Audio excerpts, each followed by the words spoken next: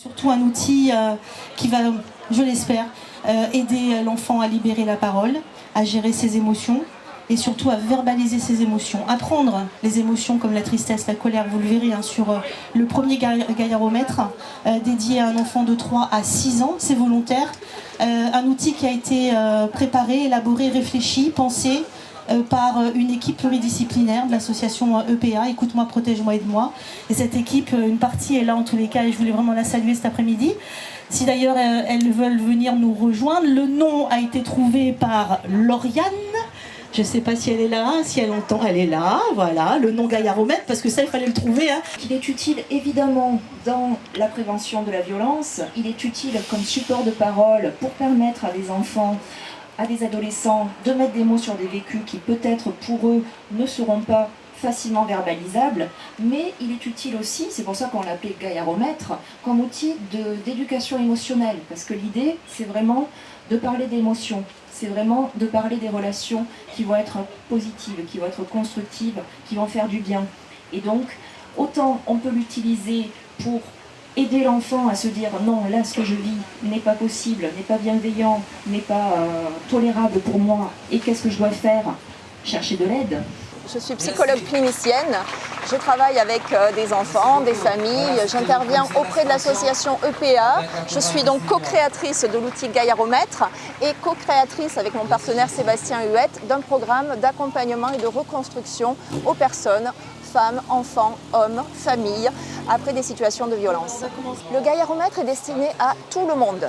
Évidemment, il a une grande utilité pour mettre des mots sur des situations de violence, notamment du harcèlement scolaire ou des violences intrafamiliales, parce que malheureusement, ce sont des situations que les enfants ne jaugent pas forcément seuls de façon aisée. Donc ça va être très utile de leur donner une sorte de jauge. Donc le gaillaromètre est accompagné par son guide, évidemment, pour que les adultes puissent accompagner, mais c'est un code couleur, donc simple pour les jeunes, un petit peu plus complexe pour les plus grands, où on va avoir une liste de comportements jugés tout à fait positifs, vert, avec des émotions positives associées, jaune, où là on va rentrer dans des choses comme par exemple on ne réagit pas quand j'ai des besoins d'aide, ou on m'exclut, on me met à l'écart.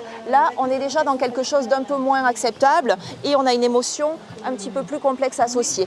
Et on a aussi, par rapport aux enfants qui vivent de la violence, les situations rouges qui sont décrites. Donc évidemment, il est inadmissible qu'on m'insulte, il est inadmissible qu'on prenne des photos de moi et qu'on les diffuse sans mon accord. Donc elles sont associées à une émotion de tristesse ou de colère et surtout au conseil « protège-toi et demande de l'aide à un adulte ». Donc c'est vraiment un outil qui va aider à mettre des mots et à aider un enfant à dénoncer des situations de violence. Mais si on l'appelait gaillaromètre, c'est que c'est aussi un outil d'éducation émotionnelle. Parce que tout ce qui est vert, c'est ce qui doit être mis en avant. Et on a dans le guide une page dédiée à qu'est-ce qu'une émotion ?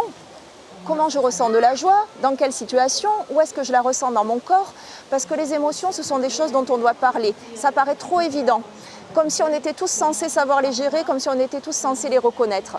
Donc en plus d'être un outil de mise en mots de la violence et d'action contre celle-ci, c'est aussi un outil d'éducation émotionnelle qui doit être diffusé au plus grand nombre parce qu'on doit parler des émotions, parce qu'on doit parler de la bientraitance et parce qu'on doit parler aussi de ce qui fait qu'on se sent mieux. Ça crée l'empathie, ça crée une société plus consciente, plus positive et plus lucide. Donc c'est vraiment un outil destiné à tout le monde. On a des violences à La Réunion. D'ailleurs, le gaillaromètre est traduit en français et en créole, mais pas plus qu'ailleurs, malheureusement.